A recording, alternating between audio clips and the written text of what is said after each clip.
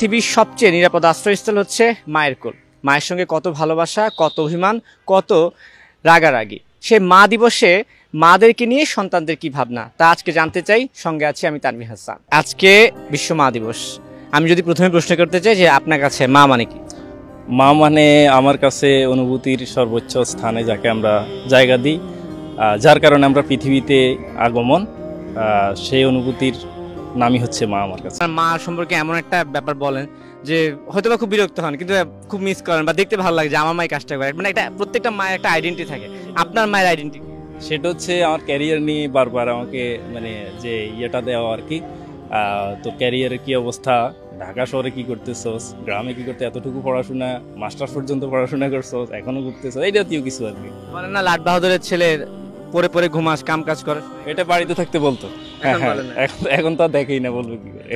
ঠিক আছে, ওকে। মায়ের কোন স্বপ্নটা পূরণ করতে পেরেছেন বা পূরণ করতে চান?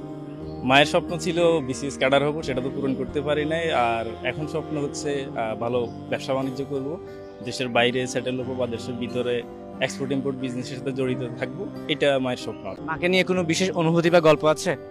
হ্যাঁ, শিওর। মাকে নিয়ে তো সবসময় সকল সন্তানের বিশেষ অনুভূতি গল্প থাকে। সেটি হচ্ছে আমার বাবা মারা যাওয়ার পর, আমার বাবা 2021 সালে মারা যান।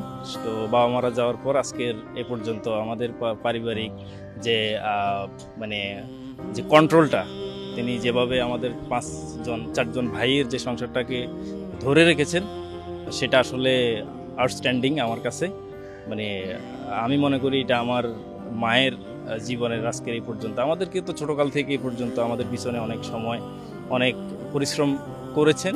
বাবা মারা যাওয়ার পর আজকের এই পর্যন্ত সংসার টিকিয়ে রাখার জন্য মায়ের যে অবদান, সেটা অনস্বীকার্য।